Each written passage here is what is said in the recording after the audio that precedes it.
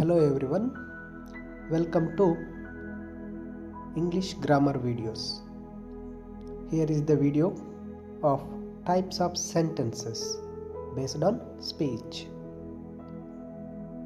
ಮಕ್ಕಳೇ, ಈ ಒಂದು ವಿಡಿಯೋ ನಿಮಗೆ ಟೈಪ್ಸ್ ಆಫ್ ಸೆಂಟೆನ್ಸಸ್ ನ ಬಗ್ಗೆ ಮಾಡ್ತಾ ಇದ್ದೇನೆ. ಇಲ್ಲಿ ನಿಮಗೆ ಬೇಸಿಕ್ ಒಂದು ಇನ್ಫಾರ್ಮೇಷನ್ ಟೈಪ್ಸ್ ಆಫ್ ಸೆಂಟೆನ್ಸ್ ನ ಬಗ್ಗೆ ನೀವು ಒಂದು ವಿಡಿಯೋದಲ್ಲಿ ನೀವು ಕಲಿಯಬಹುದು ಮಕ್ಕಳೇ. ಮೊದಲಿಗೆ let's see the meaning of sentence.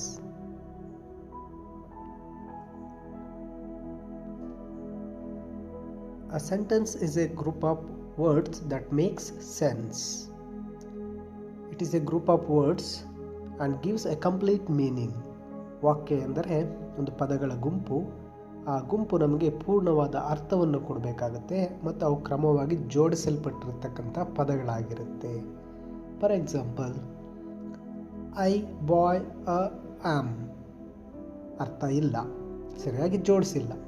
Let us see the next sentence, I am a boy. ಇಲ್ಲಿ ಸರಿಯಾಗಿ ಅರ್ಥವನ್ನು ಕೊಡ್ತಾ ಇದೆ. ಈ ರೀತಿ ಅರ್ಥ ಕೊಡ್ತಕ್ಕಂಥ ಪದಗಳ ಗುಂಪಿಗೆ ನಾವು ಸೆಂಟೆನ್ಸ್ ಅಂತ ಕರಿತೇವೆ. A sentence express a complete thought. ಒಂದು ವಾಕ್ಯ ಅಂತಕ್ಕಂಥದ್ದು ಪೂರ್ಣವಾಗಿ ಒಂದು ಅರ್ಥವನ್ನು ನಮಗೆ ಕೊಡ್ತಾ ಇರುತ್ತೆ. A sentence begins with a capital letter and ends with a symbol. ಯಾವುದೇ ಒಂದು ವಾಕ್ಯ ಮೊದಲನೇ ಅಕ್ಷರ ಕ್ಯಾಪಿಟಲ್ ಲೆಟರಲ್ಲಿರುತ್ತೆ and ends with a symbol like full stop or exclamatory or question ಮಾರ್ಕಿಂದ ಎಂಡ್ ಆಗ್ತಾ ಇರುತ್ತೆ. A sentence has at least one verb and action word. ಒಂದು ವಾಕ್ಯ ಅಂತ ಕರೆಸ್ಕೋಬೇಕಾದ್ರೆ it should contain one at least verb, ಒಂದು ಕ್ರಿಯಾಪದವನ್ನು ಒಳಗೊಂಡಿರಬೇಕಾಗಿರುತ್ತೆ. ಇದು ಸೆಂಟೆನ್ಸ್ನ ಒಂದು ಅರ್ಥ. Now let us see the structure of the sentence. The sentence structure in English it should be subject plus verb plus object. Now let's see what is subject. Subject ಅಂದರೆ ಏನು? A subject in a sentence is a noun, pronoun, person, thing or a place who is doing the task or is being asked, instructed, suggested to do it. ಒಂದು ವಾಕ್ಯದಲ್ಲಿ subject ಅಂತ ಯಾವುದನ್ನು ಕರಿತೀವಪ್ಪ ಅಂದರೆ ಒಂದು ನಾಮಪದ ಆಗಿರ್ಬೋದು ಅಥವಾ ಒಂದು ಸರ್ವನಾಮ, ಒಬ್ಬ ವ್ಯಕ್ತಿ, ಒಂದು ವಸ್ತು, ಒಂದು ಸ್ಥಳ, ಯಾವುದೇ ಆಗಿರ್ಬೋದು. ಆ ವಾಕ್ಯದಲ್ಲಿ ಕೆಲಸ ಮಾಡೋದಕ್ಕೆ ಹೇಳ್ತಾ ಇರ್ತಕ್ಕಂಥ ಒಬ್ಬ ವ್ಯಕ್ತಿಯನ್ನು ನಾವೇನಂತ ಕರಿತೀವಿ? ಸಬ್ಜೆಕ್ಟ್ ಅಂತೇಳಿ ಕರಿತೇವೆ. Next verb. ವರ್ಬ್ ಅಂದರೆ ಕ್ರಿಯಾಪದ. Verb is a word or a combination of words that indicates action or state of being or condition. A verb is the part of a sentence that tells us what the subject performs. Verb ಅಂತಕ್ಕಂಥದ್ದು ಒಂದು ಕ್ರಿಯಾಪದವಾಗಿದ್ದು ಅದು ಕ್ರಿಯೆಯನ್ನು ಮಾಡ್ಬೋದು ಅಥವಾ ಒಂದು ಸ್ಥಿತಿಯನ್ನು ಹೇಳ್ಬೋದು. Like singular ಆಗಿದ್ದಾರಾ, plural ಇದ್ದಾರಾ, ಪ್ರೆಸೆಂಟಲ್ಲಿದ್ದಾರಾ, ಫಾಸ್ಟ್ ಟೆನ್ಸಾ, ಫ್ಯೂಚರ್ ಟೆನ್ಸಾ ಅಂತಕ್ಕಂಥದ್ದು ಅದು ನಮಗೆ ತಿಳಿಸ್ಕೊಳ್ತಾ ಇರುತ್ತೆ. And a verb is the part of sentence that tells us what the subject performs. ಅಂದರೆ ಆ ವಾಕ್ಯದಲ್ಲಿ ಯಾವ ವ್ಯಕ್ತಿಯ ಬಗ್ಗೆ ಮಾತಾಡ್ತಾ ಇರ್ತೀವಿ, ಆ ವ್ಯಕ್ತಿ ಏನು ಕೆಲಸ ಮಾಡ್ತಾರೆ ಅಂತ ಹೇಳುತ್ತೆ. For example, I right A poem. I ನಾನು, ಸಬ್ಜೆಕ್ಟ್ ನನ್ನ ಬಗ್ಗೆ ಮಾತಾಡ್ತಾ ಇದ್ದೀನಿ. ಏನು ಮಾಡ್ತಾ ಇದ್ದೀನಿ? ರೈಟ್ ಬರಿತಾ ಇದ್ದೀನಿ. ಆ ರೈಟ್ ಅಂತಕ್ಕಂಥದ್ದೇ ವರ್ಬ್ ಆಗಿರುತ್ತೆ. One more example, he is A man. He subject, ಅವನು. ಈಸ್ ಅಂತಕ್ಕಂಥದ್ದು ಕೆಲಸ ಮಾಡ್ತಾ ಇಲ್ಲ, but it saying that singular person, ಒಬ್ಬ ವ್ಯಕ್ತಿ ಇದ್ದಾನೆ, ಈಗ ಈಸ್ ಎ ಮ್ಯಾನ್ ಅಂತಕ್ಕಂಥದ್ದನ್ನು ಹೇಳ್ತಾ ಇರುತ್ತೆ. Now let's see the object. The object of a sentence is the person or a thing that receives the action of the verb. It is the who or what the subject does something to. Object ಅಂತ ಯಾವುದನ್ನು ಕರಿತೀವಿ? Subject ಏನು ಕೆಲಸ ಮಾಡಿದ್ರು ಅಂತಕ್ಕಂಥದ್ದನ್ನು ಹೇಳ್ತಕ್ಕಂಥದ್ದು. For example, I eight an apple. ನಾನು ಆಪಲನ್ನು ತಿಂದೆ. ನಾನು ತಿಂದೆ ಏನನ್ನ? ಆ್ಯಪಲ್. ಆ ಆ್ಯಪಲ್ ಏನಾಗಿರುತ್ತೆ? ಆಬ್ಜೆಕ್ಟ್ ಆಗಿರುತ್ತೆ. She sings a song. She sings a song. ಅವಳು ಹಾಡ್ತಿದ್ದಾಳೆ. ಏನನ್ನ? ಸಾಂಗ್ ಅಂತಕ್ಕಂಥದ್ದು ಇಲ್ಲಿ ಆಬ್ಜೆಕ್ಟ್ ಆಗ್ತಾ ಇರುತ್ತೆ. This is the basic information about the sentence. Now let us see example here. The types of ವರ್ಬ್ಸ್ನ ಬಗ್ಗೆ ನೋಡೋಣ. You have to learn the verbs in detail ಆಗಿ ನೀವು ವರ್ಬ್ಸನ್ನು ಕಲಿಬೇಕಾಗುತ್ತೆ. ಇಲ್ಲಿ ಸಿಂಪಲ್ ಆಗಿ ನಿಮಗೆ ಒಂದು ಬೇಸಿಕ್ ಇನ್ಫಾರ್ಮೇಷನ್ ಕೊಡ್ತಾನೆ. ಮೈನ್ ವರ್ಬ್ಸ್ ಇಲ್ಲಿ eat, drink, sleep, read, think, drive, right, produce ಇವೆಲ್ಲ ಮೈನ್ ವರ್ಬ್ಸ್ ಆಗಿರುತ್ತೆ. They have the different forms. ಇಲ್ಲಿ present tense, past tense, continuous, future ಈ ರೀತಿ ಬೇರೆ ಬೇರೆ ಫಾರ್ಮ್ಸಲ್ಲಿ ಇರುತ್ತೆ. ಅವುಗಳನ್ನು ನೀವು ಮುಂದೆ ಕಲಿತೀರಾ. Next auxiliary verbs. Auxiliary means ಇವ್ರನ್ನ ಹೆಲ್ಪಿಂಗ್ ವರ್ಬ್ಸ್ ಅಂತಲೂ ಕರಿತೀವಿ. Means in case of there is no main verbs, ಅಲ್ಲಿ ಮೇನ್ ಕ್ರಿಯಾಪದಗಳಿಲ್ಲದೆ ಇದ್ದಾಗ ಅವುಗಳ ಸ್ಥಾನದಲ್ಲಿ ನಿಂತು ಇವೇನು ಮಾಡುತ್ತೆ, ವಾಕ್ಯವನ್ನು ಪೂರ್ಣಗೊಳಿಸುತ್ತೆ. ಅದರ ಜೊತೆಗೆ they tells us the singular or plural or the tense of the sentence. ಆ ಸೆಂಟೆನ್ಸ್ನ ಒಂದು ಟೆನ್ಸನ್ನು ಈ ಒಂದು ಆಕ್ಸಿಲರಿ ವರ್ಬ್ಸ್ ನಮಗೆ ತಿಳಿಸ್ಕೊಡುತ್ತೆ. ಈಸ್ ಸಿಂಗುಲರ್ಗೆ ಯೂಸ್ ಮಾಡ್ತೀವಿ, ಆರ್ ಪ್ಲೂರಲ್ಗೆ ಯೂಸ್ ಮಾಡ್ತೀವಿ, ಆ್ಯಮ್ ಐ ಅಂತ ಯೂಸ್ ಮಾಡಬೇಕಾದ್ರೆ ಪ್ರೆಸೆಂಟ್ ಟೆನ್ಸಲ್ಲಿ ಆ್ಯಮನ್ನು ಯೂಸ್ ಮಾಡ್ತೀವಿ, was past tense for singular, were past for plural, like this. Next modal auxiliaries ಬಂದು can, could, may, might, shall, should, will, would ಇವು ಒಂದು ಟೈಪ್ಸ್ ಆಫ್ ವರ್ಬ್ಸ್ ಅಂತ. ಇವುಗಳನ್ನು ನೀವು ಡೀಟೇಲ್ ಆಗಿ ತಿಳ್ಕೊಬೇಕಾಗುತ್ತೆ. Now let's go to the sentence types. Here sentence can be without helping verb, subject, main verb and object.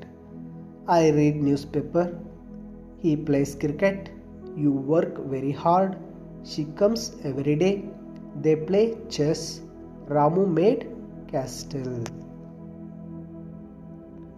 Next, subject with helping verb and main verb. I am reading newspaper, he did not go, you are working very hard, she will come tomorrow, they were watching TV. ಇಲ್ಲಿ helping verbs ಇದೆ, plus main verbs ಇರ್ತಕ್ಕಂಥ ಒಂದು ಸೆಂಟೆನ್ಸ್ಗಳಾಗಿರುತ್ತೆ. Now the main part of this video, the 4 types of sentences. It is based on speech. ನಾವು ಮಾತಾಡ್ತಕ್ಕಂಥ ಮಾತಿನಲ್ಲಿ ಬರ್ತಕ್ಕಂತಹ ಒಂದು ಸೆಂಟೆನ್ಸ್ ಆಗಿರುತ್ತೆ. And there is another types also based on the structure of sentence. ಸ್ಟ್ರಕ್ಚರ್ನ ಮೇಲೆ ಇನ್ನು ಬೇರೆ ಟೈಪ್ಸ್ ಇರುತ್ತೆ. ಈಗ ನಾವು ಈ 4 ಟೈಪ್ಸ್ ಆಫ್ ಸೆಂಟೆನ್ಸಸ್ ಬಗ್ಗೆ ನೋಡೋಣ. Declarative, interrogative, imperative and exclamatory are the 4 types of sentences. Now let's know in detail one by one. Now the first type of sentence is declarative. A declarative sentence is a sentence that makes a statement. Declarative ಅಂದಾಗ ಸಾಮಾನ್ಯ ವಾಕ್ಯಗಳು ಅಂತ ಹೇಳ್ತೇವೆ. ಇಲ್ಲಿ ಏನಾಗಿರುತ್ತಪ್ಪ ಅಂದರೆ these sentences makes the statement, ಹೇಳಿಕೆಗಳು. I am a boy, I go to home, I ate food, I am sleeping, I play cricket ಈ ರೀತಿ ಒಂದು ಸ್ಟೇಟ್ಮೆಂಟನ್ನು ಹೇಳ್ತಕ್ಕಂಥದ್ದು. He will come, he will go, he will jump, he will run ಈ ರೀತಿ ಹೇಳ್ತಕ್ಕಂಥ statements. It states the facts or an opinion and lets the reader know something specific. It always ends with A period. ಈ declarative ಅಂತ ಮತ್ತೆ ಇನ್ಯಾವ ವಾಕ್ಯಗಳನ್ನು ಕರಿತೀವಪ್ಪ ಅಂದರೆ ಒಂದು ಒಪಿನಿಯನ್ಸ್. ಫಾರ್ ಎಕ್ಸಾಂಪಲ್, ಒಂದು ಲೋಟ ಹಾಲಿಟ್ಟು ವಾಟ್ ಈಸ್ ದಿಸ್ ಅಂತ ಕೇಳಿದಾಗ ಒಬ್ಬನು ಹೇಳ್ಬೋದು it is a milk. Somebody say no it is a white colour mixed water. Like this our opinions.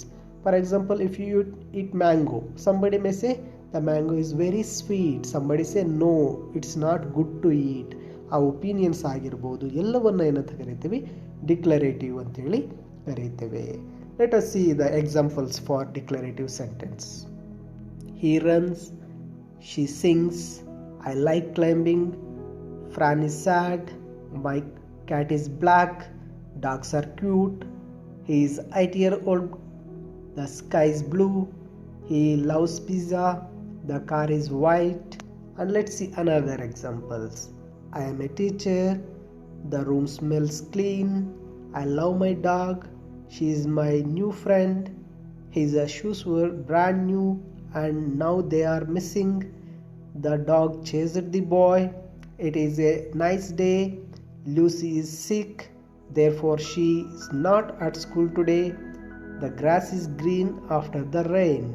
Means ಈ ಎಲ್ಲ ವಾಕ್ಯಗಳು ಸಾಮಾನ್ಯವಾಗಿ ನಾವು ಹೇಳ್ತಕ್ಕಂತಹ ಕೆಲವು ಸ್ಟೇಟ್ಮೆಂಟ್ಸ್, ಹೇಳಿಕೆಗಳು, ನಮ್ಮ ಭಾವನೆಗಳು, ನಮ್ಮ ಒಂದು ಒಪಿನಿಯನ್ಗಳು ಬೇರೆಯವರ ಮೇಲೆ, ಒಂದು ವಸ್ತುವಿನ ಮೇಲೆ, ಅವುಗಳನ್ನು ಏನಂತ ಕರಿತೀವಿ?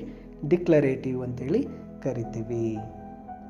Now let's move on to next, interrogative sentences. Interrogative ಈ ವರ್ಡನ್ನು ಹೆಚ್ಚಾಗಿ ಎಲ್ಲಿ ಕೇಳ್ತೀವಿ? ಪೊಲೀಸ್ ಸ್ಟೇಷನಲ್ಲಿ ಇಂಟ್ರಾಗೇಷನ್ ಮಾಡ್ತಾ ಇದ್ದಾರೆ, ವಿಚಾರಣೆ ಮಾಡ್ತಾ ಇದ್ದಾರೆ. Means asking questions to seek some information. Interrogative sentence means also same. An interrogative sentence is a sentence that asks a question and always end with a question mark. Interrogative sentence ಅಂದ್ರೆ ಏನಪ್ಪ ಅಂದರೆ ಪ್ರಶ್ನೆಯನ್ನು ಕೇಳ್ತಕ್ಕಂಥದ್ದು. It needs some answer and always ends with a question mark. In interrogative sentences there are two types.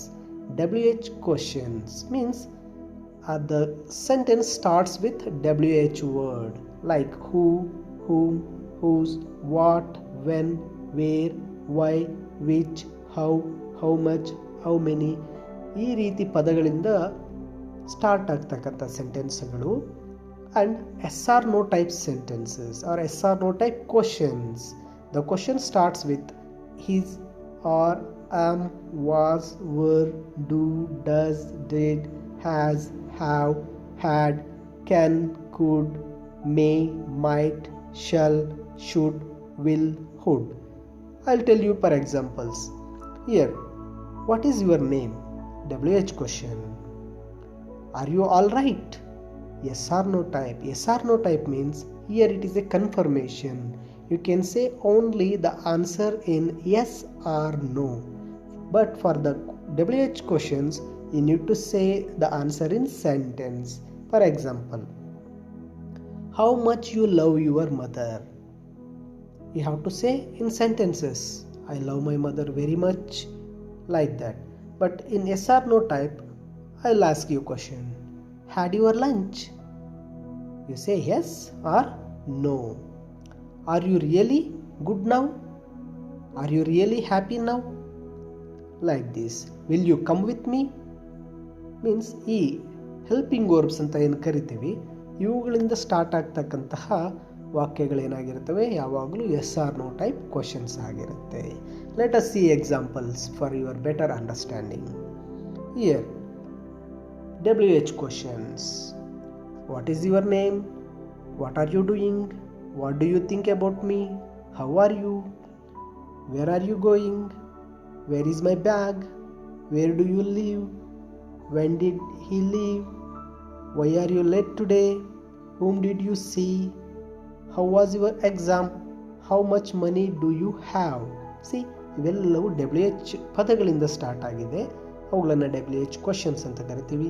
These are also a types of sentence. ಇವು ಕೂಡ ವಾಕ್ಯಗಳಾಗಿರುತ್ತೆ. Now let us see yes or no type questions. Are you coming? ನೀನು ಬರ್ತೀಯಾ? Is this right? ಇದು ಸರಿನಾ? Was it belongs to you? ಅದು ನಿನಗೆ ಸೇರಿದ್ದಾಗಿತ್ತಾ? You say yes or no. Yes or no ಮಾತ್ರ ಹೇಳ್ತೀವಿ. Had your breakfast? ಇನ್ನು ಬ್ರೇಕ್ಫಾಸ್ಟ್ ತಿಂದ?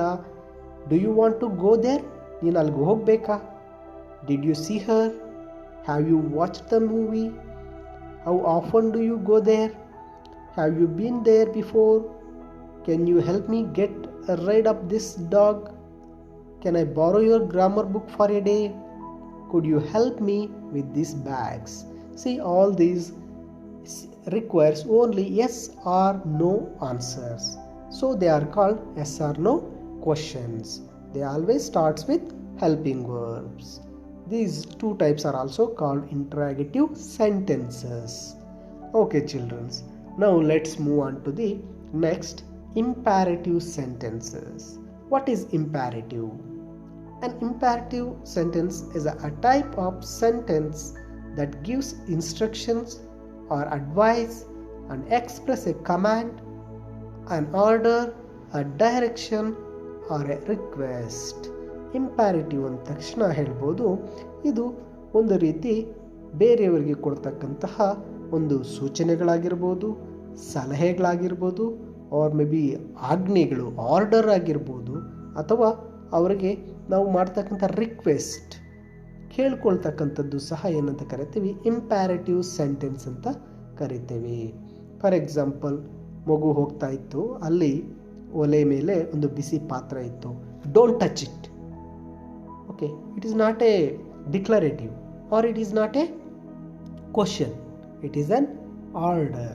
Don't touch it, get out of my class, ಈ ರೀತಿ ಹೇಳ್ತಕ್ಕಂಥ, ಅಥವಾ please give me pen, that request, ಈ ರೀತಿ ಸೆಂಟೆನ್ಸ್ಗಳನ್ನು ಇಂಪ್ಯಾರೇಟಿವ್ ಸೆಂಟೆನ್ಸ್ ಅಂತ ಕರಿತೇವೆ.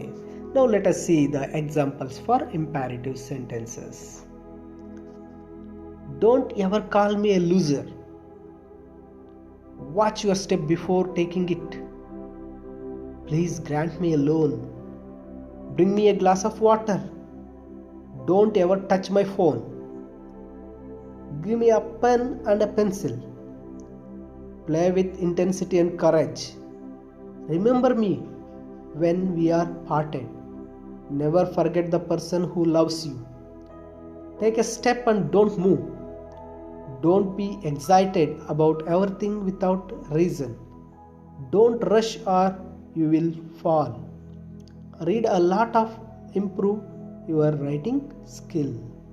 See, ಈ ಎಲ್ಲ ವಾಕ್ಯಗಳನ್ನು ನೋಡಿದಾಗ don't ever call me loser, ನನ್ನನ್ನು ಯಾವಾಗಲೂ ಸಹ ಲೂಸರ್, ಸೋತೋಗಿದೆಯಾ ಅಂತ ಕರಿಬೇಡ. Watch your step before taking it, ನೀನು ಹೆಜ್ಜೆ ಮುಂದೆ ಇಡೋದಕ್ಕಿಂತ ಮೊದಲು ನೋಡಿ ಹೆಜ್ಜೆ ಇಡು. ಅಂದರೆ ಇಲ್ಲಿ ಅವನಿಗೆ ಒಂದು ಡೈರೆಕ್ಷನ್ ಅಥವಾ ಒಂದು ಅಡ್ವೈಸನ್ನು ಕೊಡ್ತಕ್ಕಂತಹ ವಾಕ್ಯಗಳಾಗಿರುತ್ತೆ. Please grant me a loan, ನನಗೆ ದಯವಿಟ್ಟು ಲೋನ್ ಕೊಡಿ. It is a request. Bring me a glass of water, command, ನನಗೊಂದು ಲೋಟ ನೀರು ತಂದು ಕೊಡು. Don't ever touch my phone, ನನ್ನ ಫೋನನ್ನು ಯಾವುದೇ ಕಾರಣಕ್ಕೂ ಮುಟ್ಬೇಡ. ಈ ರೀತಿ ಬರ್ತಕ್ಕಂಥ ಎಲ್ಲ ವಾಕ್ಯಗಳನ್ನು ಏನಂತ ಕರಿತೀವಿ, ಇಂಪ್ಯಾರೇಟಿವ್ ಸೆಂಟೆನ್ಸಸ್ ಅಂತ ಕರಿತೇವೆ. Now let us see the last type of sentences, exclamatory sentences. Exclamatory ಅಂದರೆ ಆಶ್ಚರ್ಯ ಸೂಚಕ ವಾಕ್ಯಗಳು. An exclamatory sentence conveys a strong emotion and ends with an exclamatory mark. Exclamatory sentences ಅಂದರೆ ನಮ್ಮಲ್ಲಿ ಉಂಟಾಗ್ತಕ್ಕಂಥ ಒಂದು ಭಾವನೆಗಳನ್ನು, ನೋವು, ದುಃಖ, ಆಶ್ಚರ್ಯ ಎಲ್ಲವನ್ನು ವ್ಯಕ್ತಪಡಿಸ್ತಕ್ಕಂತಹ ಒಂದು ವಾಕ್ಯ ಆಗಿರುತ್ತೆ. It always ends with exclamatory mark, ಆಶ್ಚರ್ಯ ಸೂಚಕ ಚಿಹ್ನೆಯೊಂದಿಗೆ ಅದೇನಾಗಿರುತ್ತೆ, ಕೊನೆಗೊಂಡಿರುತ್ತೆ. Now let's see the examples. Oh, are you here? Oh, ನೀನು ಎಲ್ಲಿದ್ದೀಯಾ? Oh, you didn't win the game?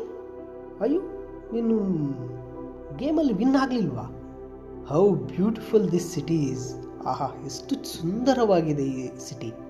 ಸರಳ, ವೈಪ್ ದಿ ಬೋರ್ಡ್. ಸರಳ ಬೋರ್ಡನ್ನು ಒರೆಸಿದ್ಲ. ಹೋಯ್, I missed this service. Oh, ನಾನು ಸರ್ವಿಸನ್ನು ಮಿಸ್ ಮಾಡ್ಕೊಂಡ್ಬಿಟ್ಟೆ. Don't talk, get out. Means ಸಡನ್ನಾಗಿ ಬರ್ಸ್ಟ್ ಆಗ್ತಕ್ಕಂತಹ ಒಂದು ಎಮೋಷನ್ಸನ್ನು ನಾವು ಎಕ್ಸ್ಕ್ಲಾಮೇಟರಿ ಸೆಂಟೆನ್ಸ್ ಅಂತ ಕರಿತೀವಿ. Please help me now. ಹಾ, okay, now it's beautiful. What a coincidence this is. Wait, that bridge is rotten. Means ಸಡನ್ನಾಗಿ ಬರ್ತಕ್ಕಂಥ ಒಂದು ನಮ್ಮ ಫೀಲಿಂಗ್ಸನ್ನು ಎಕ್ಸ್ಪ್ರೆಸ್ ಮಾಡ್ತಕ್ಕಂಥ ಸೆಂಟೆನ್ಸಸ್ಗೆ ಎಕ್ಸ್ಕ್ಲಾಮೇಟರಿ ಸೆಂಟೆನ್ಸಸ್ ಅಂತೇಳಿ ಕರಿತೇವೆ. Okay dear students, this is the basic information about the types of sentences. Okay, if you want to go through in detail, you have to study more and more.